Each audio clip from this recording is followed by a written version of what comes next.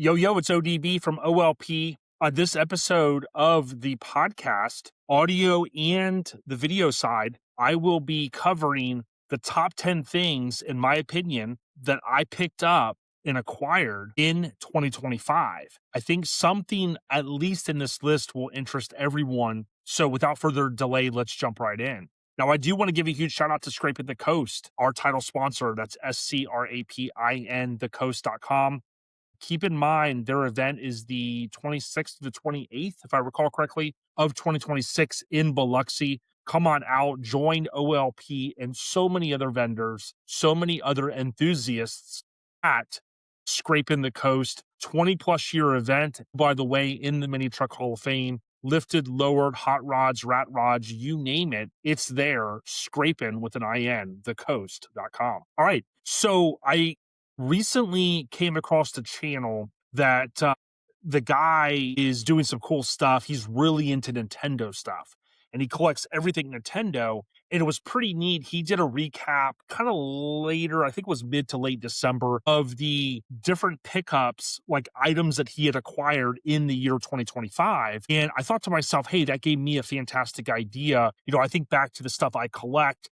And I figured, you know what, I'm going to make this an episode. Some of the listeners may appreciate it. Maybe we'll pick up some other people that are into pop culture. And that's kind of my goal, right? To grow in 2026 and not just talk about mini trucks. I didn't always just talk about mini trucks, but I want to continue to expand on everything else that I have going on or that I appreciate and that some of you probably appreciate as well. So I want to go ahead and jump in. These are not in any particular order. I guess I could say loosely, from 10 to number 1.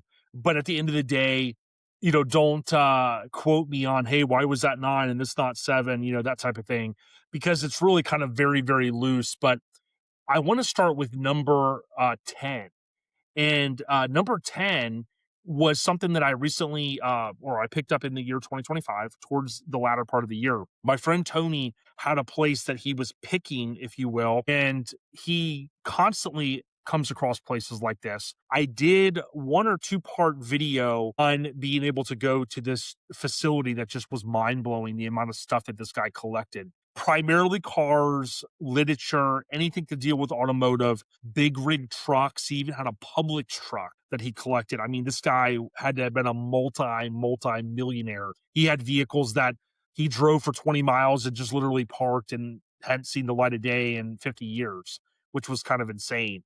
But one of the things I picked up there was in my budget, and it was a sound design, old school radio setup, 8-track record player and cassette all in one. And it was super cool. When I purchased it, I made a post and I saw friends like Matt Torgerson chime in, hey, we had one just like it. Had other people, we had one very similar. And it's kind of cool to look back in like the 70s, early 80s, and you look at the type of equipment that was used. There were, although this isn't hi-fi, there was a big emphasis on home stereo systems, because if you think about it, the 60s and 70s with LPs and albums, that was such a big intricate part. Of course, oh, by the way, 8-tracks were starting to come in, cassettes as well. But a central part of folks' home entertainment setup was the audio, and that's super cool. I was able to pick this thing up for a very reasonable price. The record player, I had to do a little bit of finagling because I kind of took it apart. And long story short, it was binding up a little bit.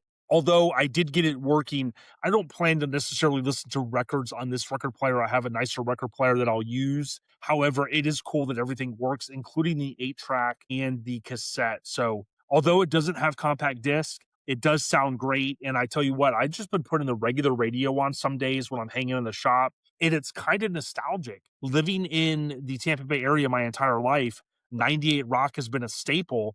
And it was pretty cool to hear Big Rig is still on that channel. And it's just, that's how long it's been since I listened to the radio. I didn't even know that, simply because podcast and Spotify and so many other things. But turning that dial, tuning in, if you will, to 98 Rock was super cool. And it just gives me that good old feeling. Okay, number 9. This one's super cool. And I want to give a huge shout out to my mom, Mom Duke. as well as rest in peace to my pops, Papa Smurf. A fun fact, Papa Smurf is on every episode of OLP on the audio side, and I really appreciate everything that he always did to support what I was doing and kind of the upbringing that he gave us. My dad played the guitar. He loved music. He loved various artists, and he taught me a lot about music. I can't read music and I can't play. I think he always wanted me to, and I guess I just was at the age where I just was like, no, I don't want to learn. I don't know what my deal was then. I wish I had. I wouldn't call it a regret, but it's one of those things I wish I had learned.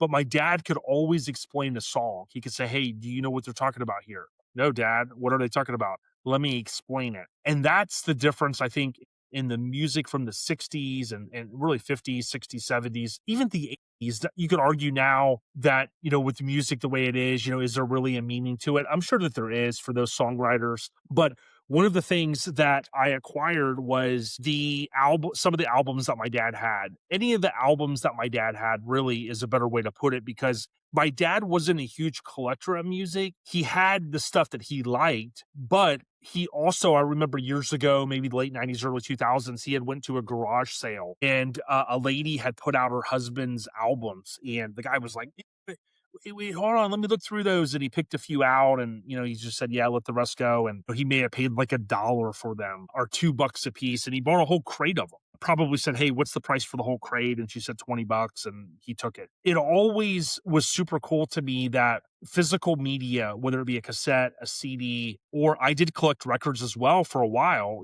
for a good part of my life, until I got a decent system. But being able to go back many of these first pressings of these albums and listen to them and think about, my dad held this record and put that on a record player and put the needle down. What was he thinking when he listened to this record? ZZ Top's first album, and so many other awesome greats.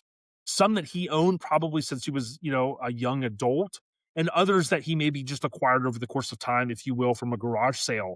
But it was super cool knowing how much I love records. My mom was like, yeah, take them. Of course, I've went and I've added these outer sleeve deals, these clear things, and then the anti-static stuff. This one hasn't gotten that treatment yet, but I have a bunch of the anti-static sleeves. And, these will be in a good place, and I so enjoy listening to them. So number 8, this could easily be higher. I want to thank Dion from Cal Concepts, the owner, not only of Cal Concepts, but also the owner of Last Look, the original owner of the customized truck that we know as Last Look, as well as the builder of it, right? I talked about this in a past video, and someone reached out to me and they said, hey, thank you for sharing that. I was able to acquire the VHS tape. Tip of the cap to you, because I had been looking for one of these for a long time. Now, Dion, he told me when he sent me some stuff that I think I all went through on the channel here. He said, look, Ballard, I apologize. This VHS is empty. It was our main copy, and we no longer have it. Don't know what happened to it. I think it got melted with some sunlight hitting a bunch of them or something, and I was still thankful because he said, hey, it's still cool to have. This is still a collector item. And I totally agree. Super cool 1998. Now, I remember in 99 or 2000 when Brian McCormick wrote in Street Trucks about this VHS, right? And it was done by Intricate. And Intricate is IN lowercase, Trick, TRIK, and then AT. Now, the person that produced this VHS reached out to me, and I'm going to have him on. We're going to talk about the production of this, okay? Although Dion sent me this one, I was able to acquire this from Brian McCormick, so thank you so much. And here's what it looks like. Not only is it a typical standard VHS tape, but someone, possibly the producer, will find out, wrote Last Look, and look at the eyes. Check that out. Pretty cool. If you know, you know. And I was able to acquire a copy of it. So pretty cool stuff. My understanding was there were about 20 or 25 of these that were originally sold, not many. Surprisingly, even though it was in Street Trucks as kind of a shout out. But with that being said, I'm so thankful to have these VHS tapes. One's a case, one's the actual case and VHS. Thank you so much to Brian McCormick. Okay, number 7. This is something that was later in the year that came available for pre-order, and I had to have it. I thought it was at a very fair price. I had one of these as a kid, but not in this version, and it is this Game Boy Lego. And as a kid, I don't think I ever had a new Game Boy. I had a used, in that era, people would have something and they didn't want it anymore, kind of like today still, and they would decide that they want to sell it or trade it. And this thing was just something I had to have. Not even fear of missing out, because I think one thing I've learned with these Lego sets, they do continue to typically carry them for a while. Like even the Nintendo, the NES, which I really want, I still don't have that one. I don't go out and buy every single thing, contrary to what some people probably think. But something like this, I thought the price point was fair. There are people that have actually modded these and made them playable Game Boys, which is just freaking awesome. One of the things I really dig too is they actually come with a couple of cartridges. Of course, you cannot play this thing out of the box. It's 421 pieces. Now, I am going to put this together. This is not going to remain in the box. And I've asked my son to help me do it. I'm just kind of a father son small project. But to me, this thing is what we've seen from Lego with the Goonies. By the way, I don't have that one either. What we've seen from their different releases is just epic stuff, stuff that ties into our childhood, this generation. And I hope they continue to do the car stuff. I'd love to see a 60s Lincoln Continental with the rear suicide doors, things like that. But this was a must have, so I had to grab it. Number 6.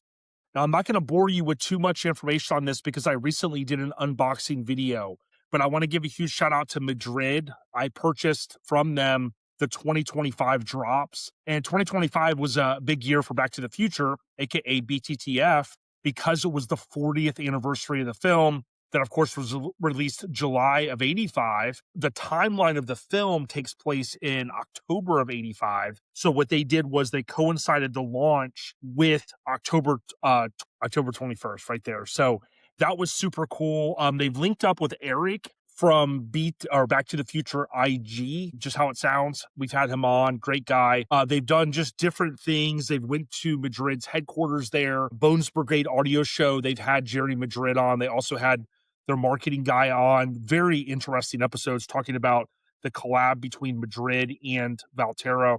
Cool stuff. If you're into skateboarding or pop culture or BTTF in general, check it out. But I did pick up a few things from them, stuff that I could, at the time that I felt like I could go ahead and snag. I'm glad that I did. I'm only showing this one now, but if you go check out the unboxing video, there's a decent amount of stuff, keychains, complete deck, as well as various stickers. So check those out here on the channel, if you will. Number 5. Now, I'm not going to dig this guy out right now. If you look close, right there is a Super Nintendo in the box, and it has one of the display clear boxes, if you will, around it, right, that you slide the entire case into. Believe it or not, I did not own a Super Nintendo until last year. Now, that's a technicality because I did have the classic Super NES, which was just a must snag. It has the preloaded games, out to HDMI.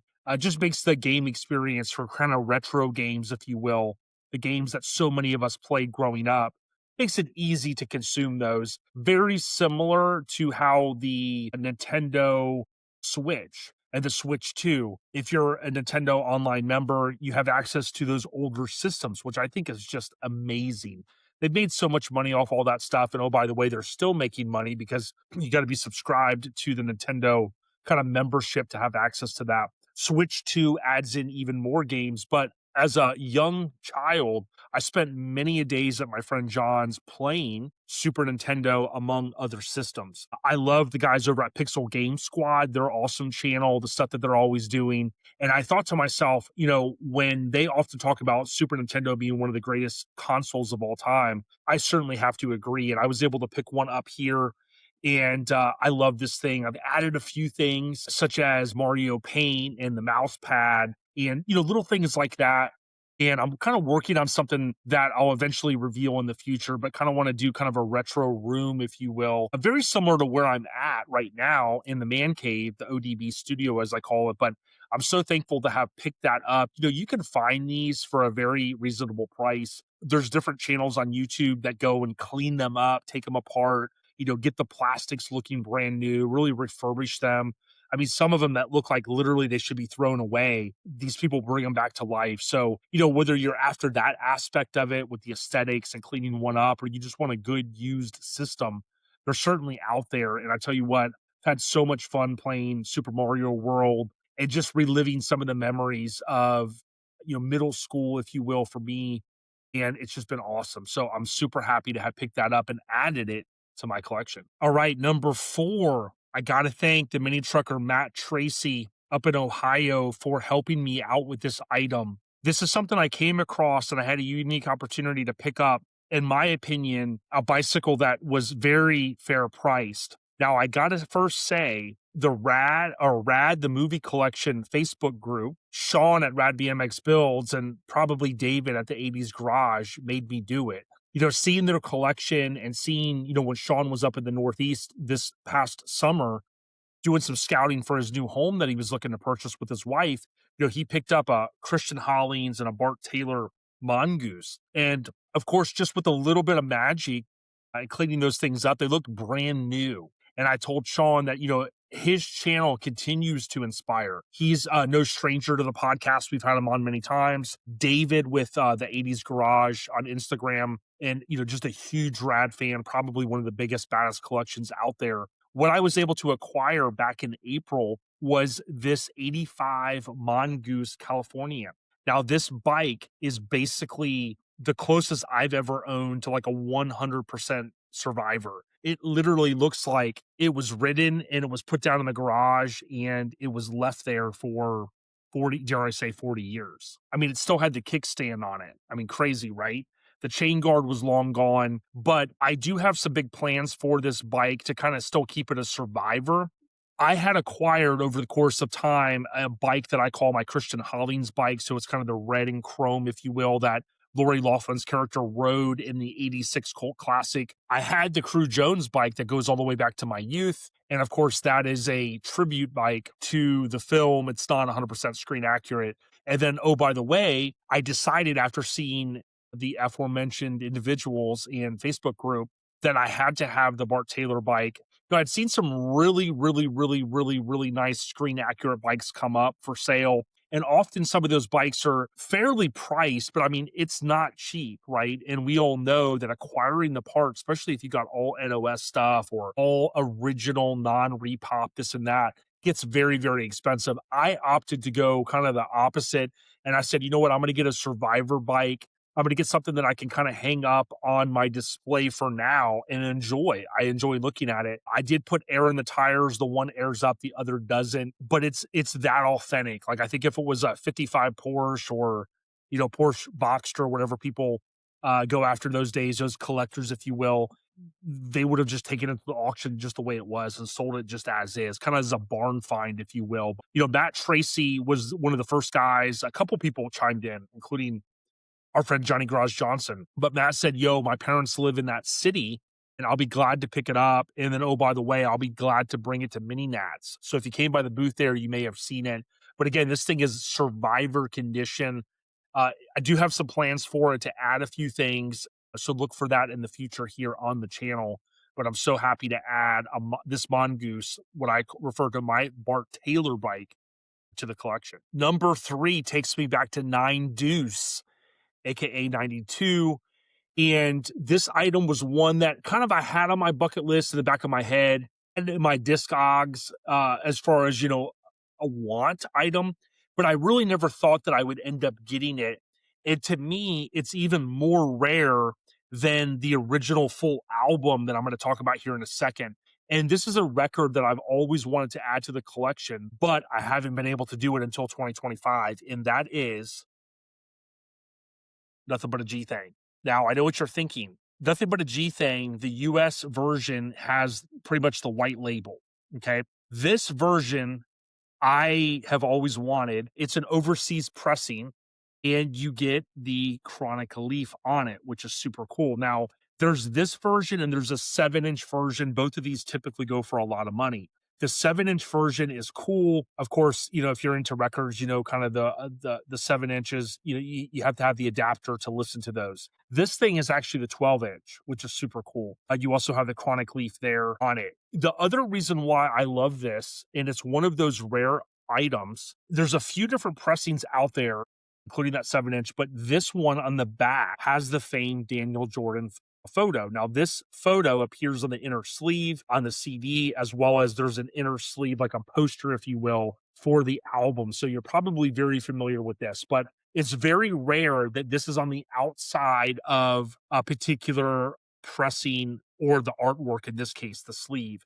This was made in England, and this is nothing but a G thing. It's got the freestyle remix, the LP version, and radio mix. A lot of times when Suge in the late 90s, starting in 96, when they started releasing the Death Row Greatest Hits and some of those different various compilation albums, a lot of times those different mixes and stuff came from these maxi singles, or in this case, these rare mixes, if you will, that appeared only on pressings from like overseas, or very obscure singles that a lot of people had never heard. Now, I do have various pressings of Nothing But a G Thing, as you would expect, but the closest I had gotten are some overseas pressings with like a blue front, where it just says, Dr. Dre, things like that. But to be able to add this one, I always thought it was a missed opportunity. Like, the artwork is so iconic for the original album. The back has since been kind of updated on the main LP, which is kind of an annoying thing, 96, 97 afterwards. But I always kind of felt like the singles were so, just plain. And, being able to have this where you've got the Chronic leaf that really tied into, of course, the Chronic and every, the message throughout the album, smoking and that type of thing. I just thought this was super cool. So finally added this one to the collection. Okay, if you've stuck with me this long, you only have 2 left, so just stick with me a few more minutes here and we'll wrap up this episode of the podcast. If you are consuming via an audio app like Spotify, please go out and check us out as well on YouTube, because it definitely helps the channel. Want to give a huge shout out to some of our members on the channel as well.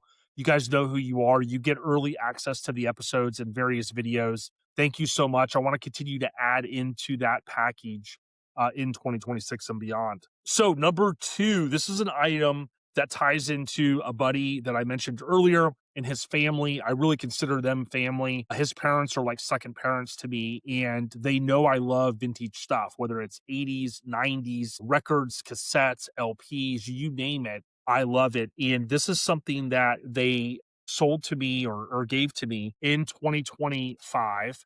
And this is a Panasonic Pink radio. This radio really reminds me of my childhood. My mom had one similar that was a salmon color. And they said, hey, Jason, we'll gladly part with this. This was their daughter Jody's. Rest in peace to Jody. I was friends with Jody as well. And, January marked the anniversary of her passing. And for them to allow me to be the curator of this, I was so thankful. So many people might look at this and go, well, why would you want this? This not only ties into a friendship that I've had for many years going back to middle school, just a great family. And they knew how much I would appreciate this. I took a little bit of water and a rag, and I kind of just cleaned it up a little bit. I left it for the most part. It looks like it's straight out of 1984, 1985, if you will. I did have to. Mrs. Job said, hey, we do not have the plug for it. I said, no problem. I've got plenty of these. Plugged it right in. Thing worked flawlessly. It has an antenna. It has a cassette player. It even has like a little bit of blue paint right here that I wanted to leave on. I just thought the authenticity of it is so cool. And you can even add batteries to the back if you really wanted to. This was in an era I remember with my best friend growing up. He was about 3 years older than I was, and we were still best friends. And he kind of was like a big brother to me, if you will. And I remember one year, I had to have been the early 90s when he had gotten his license, and he said, hey, do you want to go to the beach? And it was like one of the only times I think at that age that I went to the beach without my parents. And, we took a radio, something similar, wouldn't have been Pink, of course. And we had batteries in it, and we had the radio on, and it was probably spring break. And, we kind of thought we were so cool going to the beach by ourselves, and we just had a great time. And this item right here is something that you'd probably see like in Stranger Things. I've seen similar. I think of the Goonies. I think of, the mid 80s. This color was so popular. And if you think about where we are now with so much stuff being vintage and retro, like Pink, years ago, they said pink is the new black. And I've always loved pink. Really goes back to the BMX days, which I'll talk more about in a moment, as well as skateboarding, the neon colors of the 80s, whether it's a neon light or some neon pink shorts, that you're diving in the pool with. Just an epic era. Thanks again, Miss Joe. Okay, and before I get to number 1, again, I want to give a huge shout out to Scrapin' the Coast, SCRAPIN, thecoast.com. Every June, I think this year it's the 26th, 27th, 28th, lifted, lowered, hot rods, rat rods, hydros, you name it, it's there, scraping with an IN, thecoast.com. Okay, this last item is an item that I revealed when we had Sean on for Brad BMX Builds. When I was a kid, ties into what I was just saying a moment ago. My neighbor Jeff, being a few years older, he had a couple buddies that would come by. And one of his friends, I can't remember his name for some reason, but he would come over on his bike and he had this pink magenta bike. And, going back in my mind, I remember it being this type of bike. And, maybe my mind is a little warped. Maybe it was a different brand, but I'm pretty certain it was this brand. And I always wanted this bike as a kid.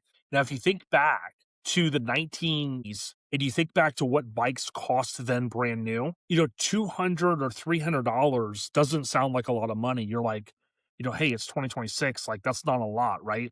If you think about 1987 money, $399 was about 1,200 and something odd dollars, right? Adjusted for inflation. What I was able to acquire in 2025 is something that I never thought I would have in kind of more of a survivor condition. Now, I do see these from time to time come up, and I often see them in different groups and things like that on Facebook, people having them. There was one guy asking, how much is it worth? Oftentimes people just want to kind of know. And you can find deals on BMX and freestyle bikes if you know where to look. Fortunately, so many people are looking for them. It is getting a little tougher to find deals depending on where you live. What I was able to do in 2025 is get a bike that was really on my bucket list. And again, I didn't think I would ever be able to own one in this condition. I saw a video from Scotty Kramer, okay?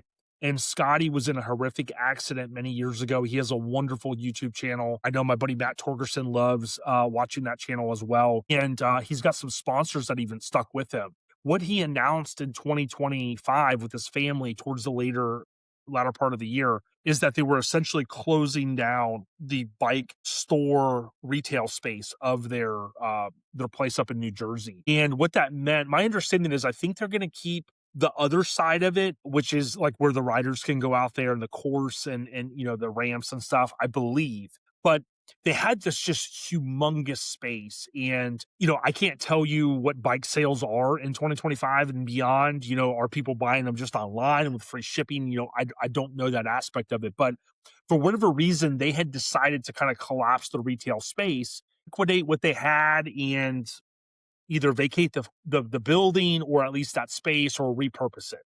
And in one of his videos, he said, hey, here are some of the bikes that are in my parents' collection. And they had this really cool rack. And he essentially said, hey, here's a couple bikes. And, I immediately see pink, magenta, and I see blue. And I'm like, wow, those look great. I'm thinking there's no reason for me to reach out. There's going to be gone within probably by the time I watch the video. About a week goes by. Hey, want to give you guys an update. And I think he was in Florida. Maybe he was up there, but I know he lives in Florida. And whether he was there or not, it looked like maybe someone had sent him some of the videos and he just kind of overlaid them. And he was speaking about, hey, we've got this, 87 strike zone. And he had given the update that these bikes, nobody was interested in them. And I'm like, this is crazy. Like, I know he was more mid-school, but I'm thinking to myself, there's certainly people that are into the old school that are watching this channel. So at the end of the video, he says, like, if you're interested, don't DM me, which I had already done, call the bike shop. Well, per Google Maps, I think that the bike shop was closed like on a Monday. I think I tried to call anyways. I left a voicemail. Forget if I got through that day, but I was very persistent. I dealt with Scotty's mother. I believe her name was Donna, if I remember correctly. Donna was so kind. She was so helpful. She was easy to do business with. She said, hey, Jason, we know someone here that contacted us that wants to purchase this bike. He was very adamant that he was going to buy it. Give me a day, and if something falls through on that, it's yours. I said, okay, no problem. Didn't get my hopes up, was definitely a little bit excited, but I wasn't overexcited to the point that like I was going to be frustrated or something fell through. Excited at the opportunity, but not overexcited again, where I'm going to be upset if I don't get it. It's like, hey, right now you're in second place, basically. So I was very nice, very kind. I said, hey, no problem. If I don't hear from you, I'd love to just give you a call. I'll stay on top of it. And sure enough, I did that. They stated that, hey, the person, for whatever reason, didn't follow up with them. They were very clear that, hey, that deal was now off the table. And boom, just give us your information and we will ship this bike to you. gave me more than a fair price. I said, "Hey, charge me X for shipping. I don't care. I know it's not going to exceed that." And she goes, "No, no, no. We're only going to charge you what we're charged via bike flight," I think is what it's called. And sure enough, like it was just an insane deal. Like it was very, very fair. It arrived just a couple of days later. I think it was like late in that week at that point. And she said, "Hey, it's going to go out on Monday." I think it was Friday by the time, and FedEx had already came. It went out Monday. Like I had it Wednesday the next week. It was just totally insane. And it was super cool. The only thing that had ever been changed on this bicycle is basically, I think Scotty said in his video, and you could tell from the Skyways that the mags, so the wheels in the tires had been changed. Everything else, like literally looks Survivor on it. I'm looking at it right now behind me, and it's freaking awesome. Just was over zealous. I just didn't know what else to say. I've took it to the Bug Jam last November. I got a chance to ride it around there some. I actually went to Boss Boland's with it. I'll pipe in a photo here. And what we did is he has a cool park bike stand, threw it on there, made it a little bit easier. I pulled the tires off the Skyway bags, and I went ahead in no time, had the new tires that I acquired, I think from Pork Chop is where I got those. And before I knew it, it was basically the same bike that I had envisioned. It just had the more of a freestyle tire on it. So I'm very, very thankful. I'll be talking more about Mike Dominguez, I'm sure, here in the very near future. And those are just a few things that I picked up in 2025. I'll tell you what, if there's things out there that bring joy to your life, or whether it's a truck, a car, you collect something, baseball cards, whatever it is, I encourage you, go out there and try to get it. To me, the hunt is my favorite part of it. I have acquired a lot of things, you can tell, but I've been collecting, really, I kind of tell my friends, I've been collecting my entire life, really since I was a very, very young child. I just loved keeping things. You could say hoarder, but I would say collector. Okay, that's what I tell my wife all the time. But with that being said, be kind to people. Let your friends know that you appreciate them. Again, if this stuff interests you, give me a follow, give me a subscribe. If not, I wish you many blessings either way. ODB, Our Lifestyle Podcast. We got ya.